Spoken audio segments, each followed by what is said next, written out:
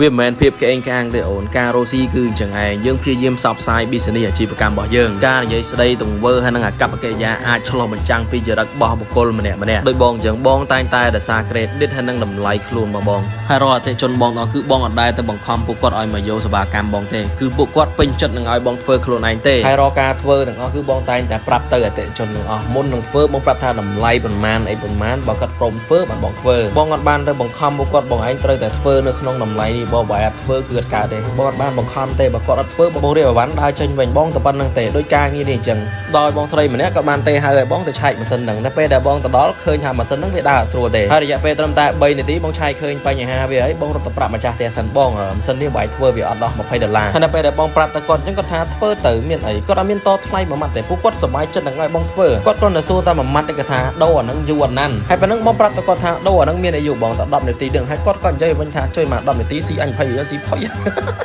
ហើយបើពេលគាត់និយាយអញ្ចឹងមិនមែនបងអត់មានពាក្យនិយាយទៅគាត់វិញណាបងថាបងធ្វើមិនបងតែហ្នឹងវាជាជំនាញរបស់ខ្ញុំបងហើយម្ចាស់កន្លែងហ្នឹងគាត់ប្រើសេវាកម្មបងមិនមែនតបតែប្រើទេគាត់ប្រើចូល3ឆ្នាំហើយមកដល់ឥឡូវហើយបានបងដោយសារមួយបានគឺដោយសារតែគុណតម្លៃនិងភាពស្មោះត្រង់អូនហើយណៃត្រូវគិតឲ្យច្បាស់លុយមកតាមក្រោយអូនហើយក៏មិនប្រកាសថាណៃមានលុយណៃអាចយកសេវាកម្មបងបានទេអូនបើមានលុយប្រើសេវាកម្មបងហើយបើដល់តម្លៃបងទេ